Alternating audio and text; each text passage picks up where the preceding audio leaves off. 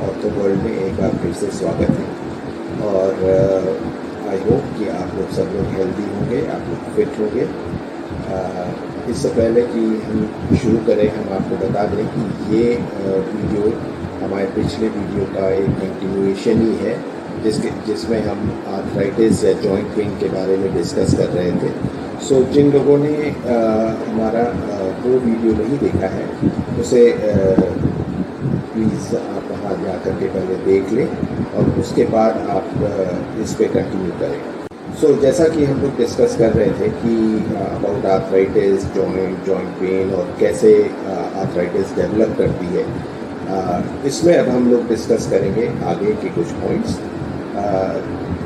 The main point is कि क्या symptoms हैं आर्थराइटिस के, कैसे आप पता करेंगे कि आप आर्थराइटिस की तरफ बढ़ रहे हैं या आप आर्थराइटिस आपके जॉइंट्स में डेवलप हो रही है।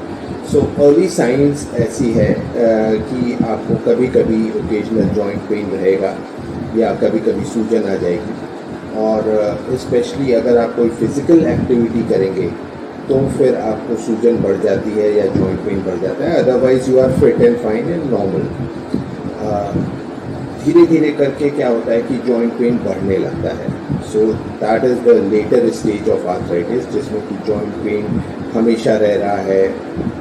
मोर देन 3 वीक से आपको जॉइंट पेन है, स्वेलिंग है, रेडनेस है या स्टिफ हो जा रहा है जॉइंट चलता तो है लेकिन मूवमेंट बड़ा स्टिफनेस है, ठीक है, छूने पे भी दर्द हो रहा है, ठीक है, या फिर आपको हड्डियों के रगड़ने की आवाज़ आ रही है, जिसे हम क्रैकिंग साउंड कहते हैं या रबिंग ऑफ द बोन्स कहते हैं। तो अगेन ये सब सिम्टम्स हैं कि आपको आर्थराइटिस डेवलप हो सकती है and you must go to and consult your doctor for that. कुछ अनकॉमन सिम्टम्स भी हैं, जैसे किसी टाइप के आर्थराइटिस में फीवर भी आ सकता है, वेट लॉस हो सकता है, आपको थकान लग सकती है।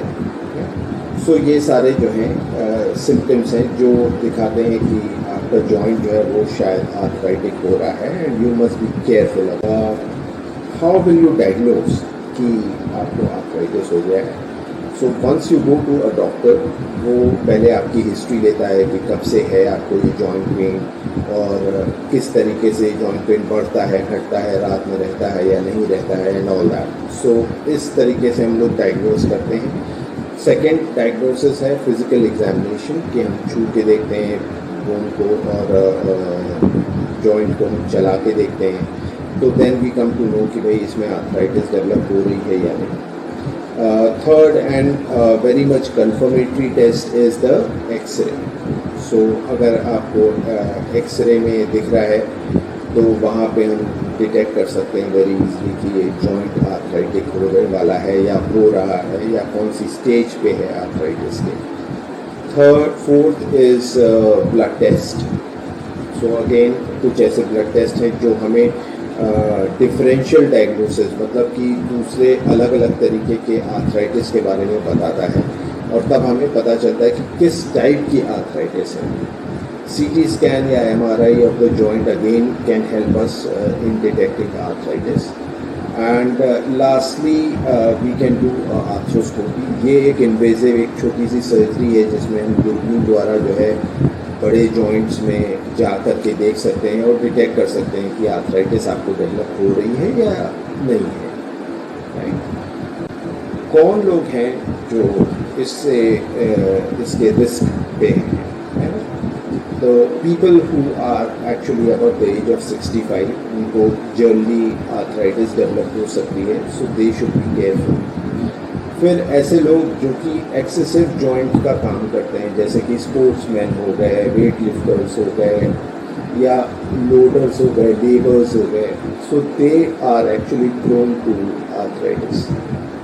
जेनेटिक फैक्टर भी है, किसी के अगर पिताजी माताजी को अगर रूमेटॉइड आर्थराइटिस है तो उसको भी चांसेस हैं कि उसे आर्थराइटिस डेवलप हो सकती है। ओवरवेट, अगर वेट ज़्यादा होगा जॉइंट पे स्ट्रेस ज़्यादा आएगा और वो जल्दी ख़राब हो जाएगा।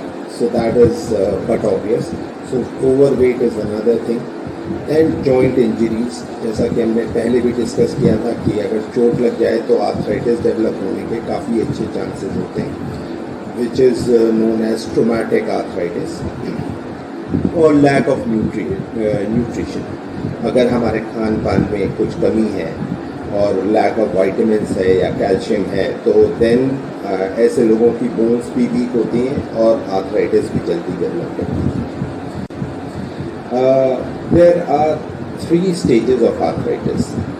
किसी भी आर्थराइटिस को 3 स्टेज में हम डिवाइड कर लेते हैं, माइल्ड, मॉडरेट या सीवियर। माइल्ड में क्या होता है कि कभी कभी ओकेजनल पेन रहेगा घुटनों में, या ऐसा भी हो सकता है कि भाई हमने ज़्यादा भाग दौड़ कर ली तो आज हमें दर्द है और जब हमने रेस्ट किया तो दर्द नहीं है। मॉडरेट में क्या होता है कि कंटिन्यूस पेन रहता है, ठीक है, चाहे कुछ भी हो जाए, भाई सुबह उठते हैं, जैसे ही काम शुरू करते हैं और पेन चालू हो जाता है, और रात में जब हम आराम करते हैं तो थोड़ा आराम मिल जाता है, ठीक है। सो नाइट पेन नहीं रहेगा, लेकिन कंटिन्यूस पेन बना रहेगा या स्वेलिंग बनी रहेगी of and on, of and on. Third, जब स्टेज सीवियर में पहुंच जाती है तब पेन कंटिन्यूस रहता है and the patient comes with complaint कि देयर इज कंटिन्यूस पेन, रात को भी जो है हमें दर्द रहता है और पेन से कोई छुटकारा नहीं है। और इन्हीं 3 स्टेजेस को देखते हुए हम ट्रीटमेंट करते हैं, राइट। सो ट्रीटमेंट अगेन आर्थराइटिस का जो है वो 3 स्टेजेस पे ही डिपेंड करता है कि ये किस स्टेज पे है। अगर ये माइल्ड है तो फिर हम weight loss, balance diet, physiotherapy, कुछ पेन किलर्स वगैरह देके या एंटी इन्फ्लेमेटरी देके इसको कंट्रोल करने की कोशिश करते हैं, और कुछ हद तक ये काफ़ी कंट्रोलेबल भी है, ठीक है। कुछ ऐसे एजेंट्स आते हैं जो हमारी कार्टिलेज को अच्छा बनाते हैं, जैसे ग्लूकोजामीन है। सो इस तरीके की चीज़ें लेकर के हम जॉइंट को बेहतर कर सकते हैं अगर माइल्ड स्टेज में। मॉडरेट स्टेज में चीज़ें थोड़ी सी डिफ़िकल्ट होने लगती हैं, जिसमें ड्रग थेरेपी के साथ साथ फिजियोथेरेपी भी चलती है। कभी कभी हमें इंजेक्शन्स की भी ज़रूरत पड़ती है, जिसमें से स्टेरॉयड इंजेक्शन एक इंजेक्शन है, या हाइलोरोनिक एसिड का इंजेक्शन आता है जो हम दे करके और जॉइंट पेन, स्वेलिंग को कम कर सकते हैं और काफ़ी हद तक इस जॉइंट को बेटर बनाया जा सकता है। Severe cases are out of hand. आप जब तक दवाई लेंगे तब तक आराम रहेगा, और जब आप दवाई छोड़ देंगे तो यू आर अगेन और even worse in that stage. और ऐसे में अगर मेजर जॉइंट्स में डिफेक्ट है, जैसे कि नी जॉइंट या हिप जॉइंट या एल्बो या शोल्डर, तो फिर joint replacement is the only answer left with you, ठीक है, which is a good option. And I think कि जॉइंट रिप्लेसमेंट से जो है बहुत से लोग बेनिफिट कर रहे हैं, और it's a very successful operation, almost 100% successful है। लास्टली, क्या डाइट लेना चाहिए एक आर्थराइटिक पेशेंट को, ठीक है। He should be taking more of green leaves, vegetables, things which are rich in vitamin C and vitamin E. Nuts, dry fruits वगैरह लेने चाहिए। गार्लिक अनियन अगर लें तो भी काफ़ी फ़ायदा रहता है। Olive oil that again helps in the joint pain and lubrication. Green tea again is a very good option. And the thing which you have to avoid is citrus and sour foods. खट्टी चीज़ों से आपको बिल्कुल परहेज़ करना पड़ेगा।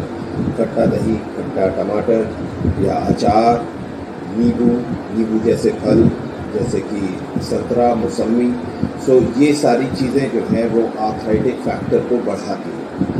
सो अगर आप आर्थराइटिक हैं तो आपको खट्टे से परहेज़ करना पड़ेगा। सो आज के लिए बस इतना ही। Thank you very much for your kind attention. और आगे आने वाले वीडियोस में we will be discussing more about different type of arthritis. We will be taking up rheumatoid arthritis as whole, gout जिसे हम यूरिक एसिड की problem कहते हैं, वो भी हम आगे देंगे नेक्स्ट वीडियोस में। Thank you. Friends, if you like this channel, then please share and subscribe it. Thank you for your kind attention.